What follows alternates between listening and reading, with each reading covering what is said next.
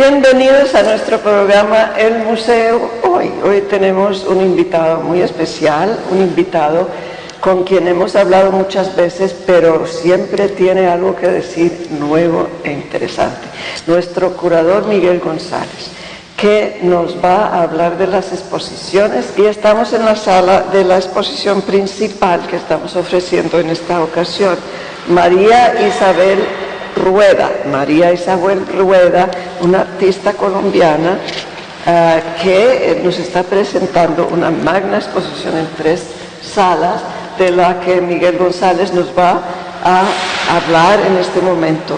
Las otras 2 exposiciones las vamos a hablar más tarde. Primero empecemos a hablar de Isabel Rueda. Estamos delante de un mural que hace parte de su exposición. Sí, estamos con las exposiciones que se inaugurarán en el mes de julio y que durarán hasta el mes de octubre. En el mes de julio regularmente se presenta en el museo un evento que es anual del encuentro de poesía de la mujer o el encuentro de mujeres poetas. Entonces procuramos presentar exposiciones, obras que tengan que ver de alguna manera con la mujer como creadora, como inspiradora, como oficiante. Entonces, en esta oportunidad hemos preparado 3 cosas en ese sentido. Una exposición individual de carácter antológico de la artista cartagenera que ahora vive en Puerto Colombia, cerca de Barranquilla, que se llama María Isabel Rueda, en 3 salas consecutivas del museo. En otra de las salas tenemos una exhibición de cerámica precolombina, esta vez concentrándose en la cerámica Nariño, copas pintadas tanto en pintura negativa como positiva, algunas antropomorfas, las representaciones, otras zoomorfas y otras geométricas abstractas. Y como obra invitada, que siempre tenemos ese programa, entonces hemos traído una pintura colonial del siglo XVIII, del barroco hispanoamericano, que representa a Santa Rosa de Lima. Santa Rosa de Lima fue la primera santa de América, que era una monja seglar, pero que después de su muerte fue rápidamente canonizada y después fue nombrada patrona de América. Los 2 santos de Lima fue uno Santa Rosa y el otro un hermano afrodescendiente que se llama San Martín de Porres ahora. Entonces estos 2 santos, dijéramos peruanos, y ambos de la época colonial y contemporáneos. Entonces les voy a hablar más de María Isabel Rueda. Es una artista que nació hace 50 años, en 1972, en Cartagena de Indias, y surgió en las últimas décadas del siglo XX en el arte colombiano, después de estudiar tanto en la Universidad Jorge Tadeo Lozano Bellas Artes como en la Universidad Nacional de Colombia, donde hizo su maestría. Es una artista multimedial, como se llama ahora, es decir, que usa el dibujo, el grabado, la pintura, el frottage, la fotografía, el video, las instalaciones, las pinturas murales, como una forma de comunicar, dijéramos, su mensaje. Nosotros entonces en esta exposición tratamos de tener ejemplos de cada una de esas disciplinas. El mural que estamos viendo aquí atrás es una de esas obras. Tenemos también videos, fotografías con luz, fotografías sin luz, fotografías que muestran los frotages que hizo sobre unos grabados en el muro, unas incisiones en el muro del artista también cartagenero que igualmente vivía en Barranquilla y que ya murió, Norman Mejía. Tenemos entonces documentado el castillo que tenía a la orilla del río Magdalena, de la desembocadura del mar en Puerto Colombia, Norman Mejía. Entonces ella hizo unos videos, 4 de esos, entonces los estamos mostrando en esta exhibición. Y además ella pues es una reconocida dibujante, entonces mostramos dibujos de varias series consecutivas y dibujos individuales también, y videos donde usa los dibujos a manera de animación. Con María Isabel Rueda entonces presentamos nuevamente una mujer artista colombiana.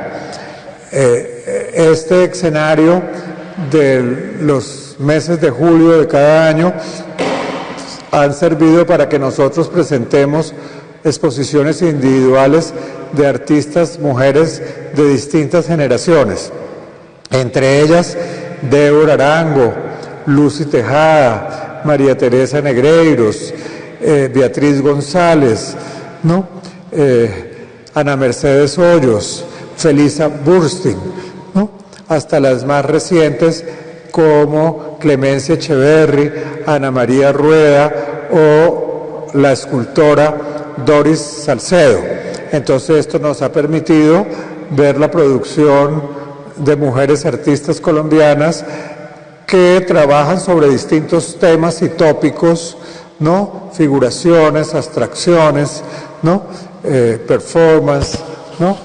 Arte, dijéramos, en distintas direcciones. Entonces vemos la diversidad de sus lenguajes.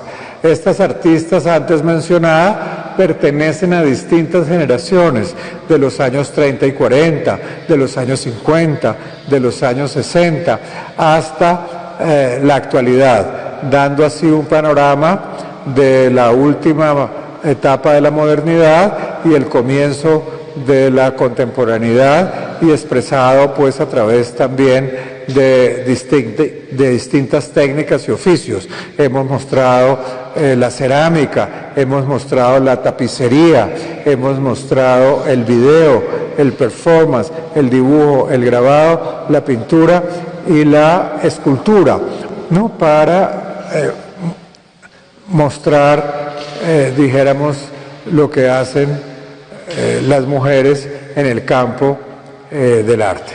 Entonces María Isabel Rueda se suma a esa playa de mujeres que hemos mostrado consecutivamente. La otra exposición es sobre cerámica precolombina.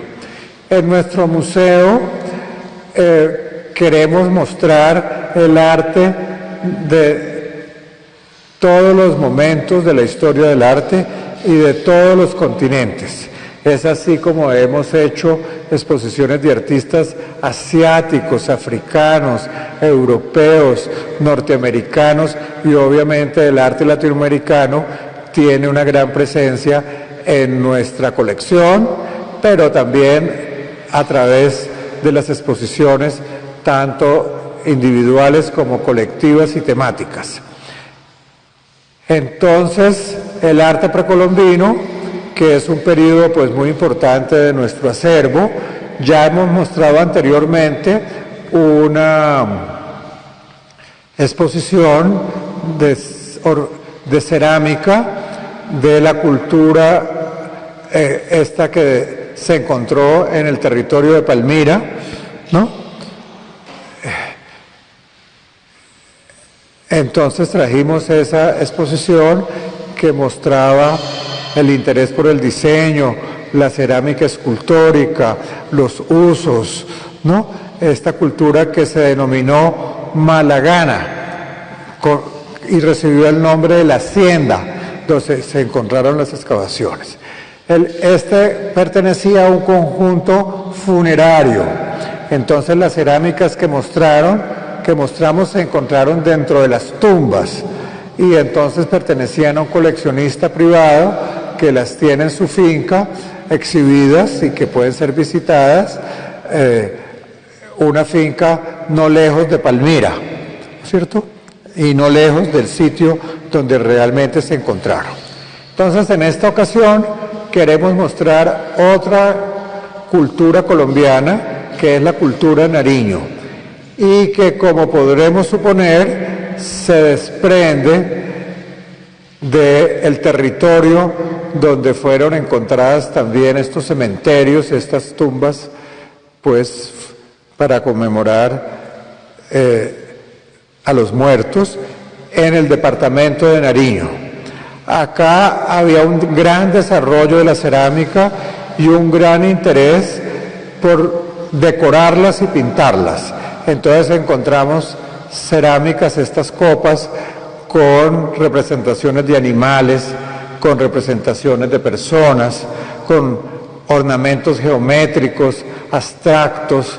La presencia de la simetría es un elemento, dijéramos, muy importante en esta decoración, y como les decía, las representaciones están hechas en figuras positivas y en figuras negativas, y tienen, dijéramos, una coloración y una pigmentación. A través de los siglos, del tiempo, afortunadamente las cerámicas se han conservado muy bien, y esto es lo que estamos ofreciendo. Medio centenar de estas cerámicas, estos vasos, que se podrán apreciar, dijéramos, de manera presencial, para ver el diseño precolombino, las obsesiones en la decoración y la manufactura. Estas son cerámicas cocidas a altas temperaturas, y entonces seguramente por eso han conservado su aspecto y su presencia, que nos llegan hasta hoy.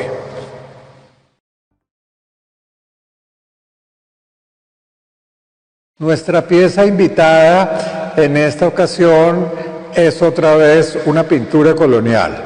Antes habíamos presentado otra pintura colonial muy importante que representaba la coronación de la Virgen por parte de la Santísima Trinidad, Padre, Hijo y Espíritu Santo. Una pintura al óleo pintada sobre cuero que exhibimos de gran formato. Como les decía, nuestro interés es que nuestro público del museo pueda acercarse a las distintas manifestaciones artísticas de todos los momentos de la historia del arte y de todos los períodos y de distintas estéticas. Entonces, en esa dirección, tenemos nuestra programación. En esta ocasión, entonces, hemos conseguido una pintura de gran formato de Santa Rosa de Lima, que es declarada patrona de América, y es una santa, como les decía, proveniente de los agustinos, de un convento de Lima, donde también estuvo San Martín de Porres, y entonces por eso viste el hábito negro y blanco que caracteriza los colores de los hábitos de esta comunidad. La santa está representada de cuerpo entero y está semi arrodillada en una nube, y la acompañan ángeles que están, dijéramos, en el cielo, coronándola de rosas, ¿no? Ella adoptó el nombre de Rosa para su consagración como monja. También está uno de los donantes del cuadro. El cuadro fue encargado, y entonces el retrato de los donantes, ¿no?, está allí, y también unos oferentes, ¿no?, que están arrodillados frente a la santa. Entonces esta ha sido su representación. hay una guirnalda de rosas que circula, dijéramos, que marca el cuadro, ¿no? Y marca la imagen de Santa Rosa. Santa Rosa porta en sus manos, con sus brazos, al niño Dios, y dijéramos, es una alegoría de esta santa, pues, dijéramos, milagrosa, que se estableció en la colonia y siempre, pues, nació, vivió y murió en la capital peruana, que es Lima. Entonces, las biografías exaltadas y espiritualizadas, que se llaman agiografías, entonces nos cuenta que el día que la Rosa de Lima murió, entonces llovieron rosas del cielo. En Lima es muy significativo porque en la capital peruana no llueve nunca, ¿no?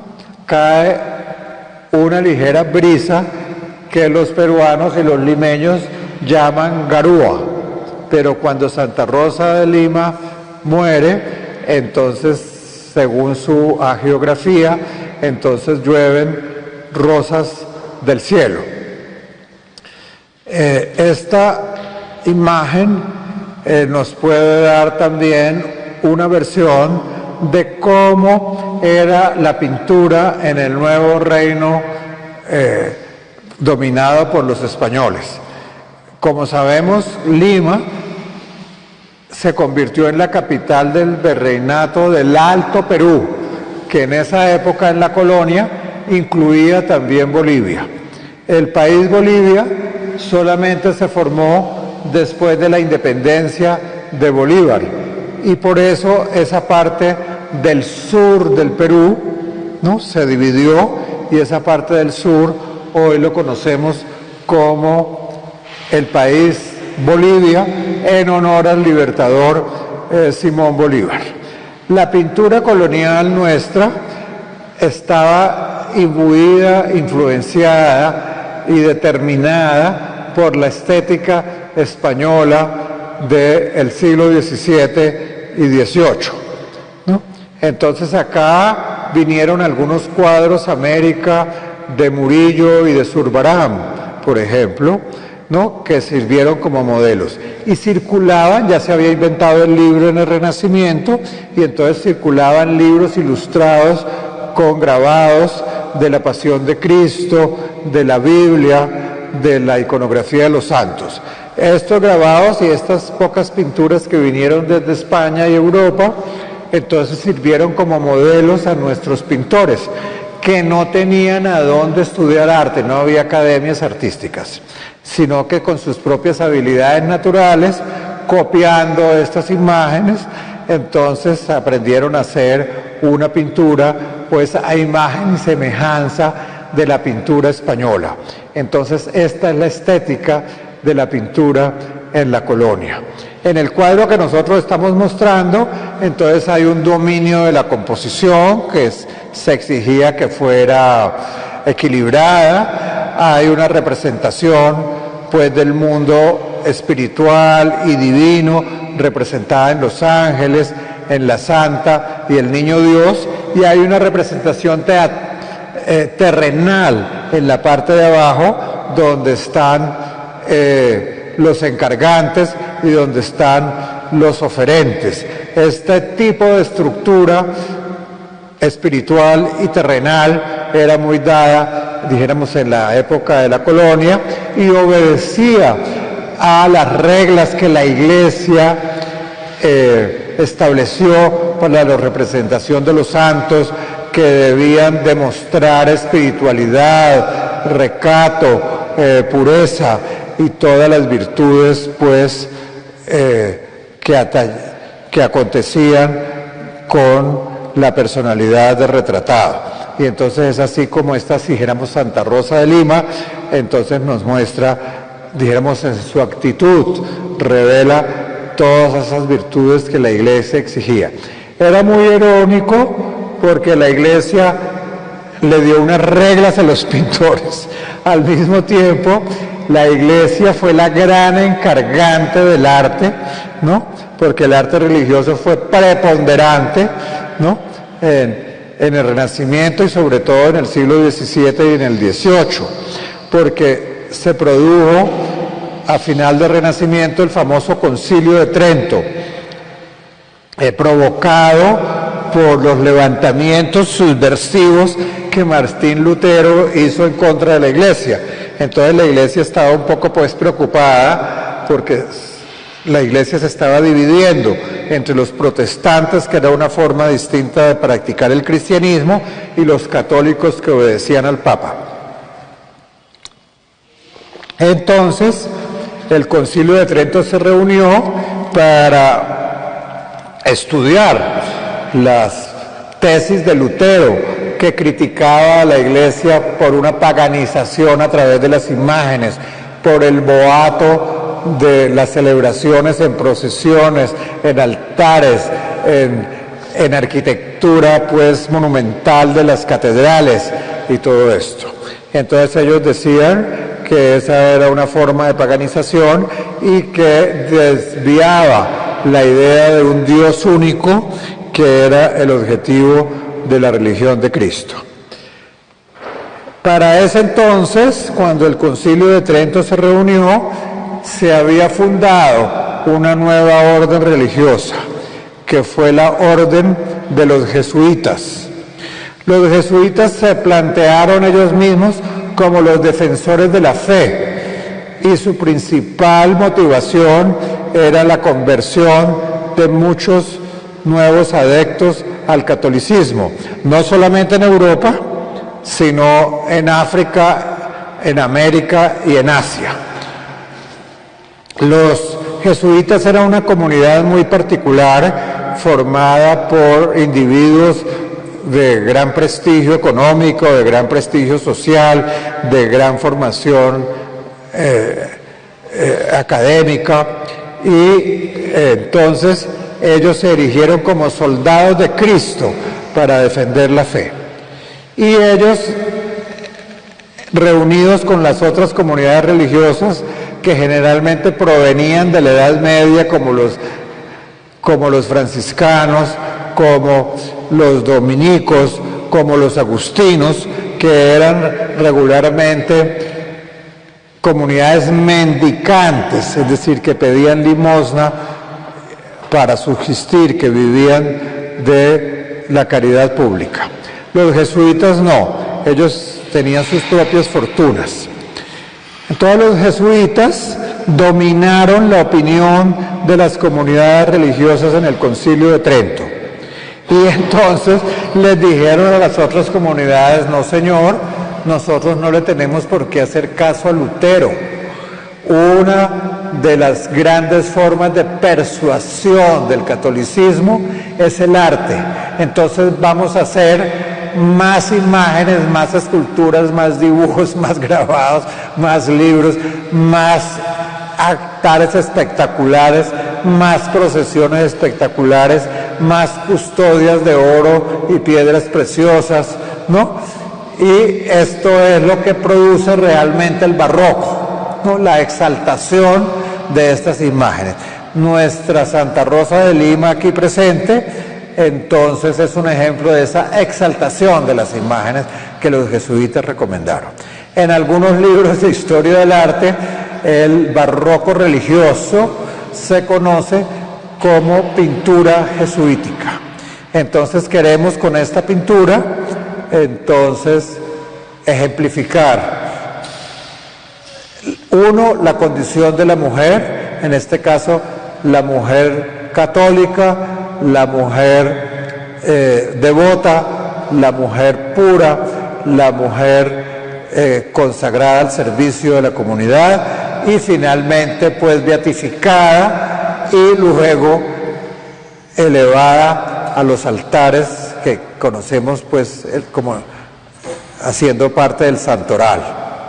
Entonces esta es Santa Rosa de Lima, una pintura colonial que tenemos aquí presencial para la observación directa. La pintura está elaborada al óleo sobre lienzo y entonces nos muestra pues estas imágenes, esta iconografía del período colonial en América, es decir, de la dominación española en nuestros territorios.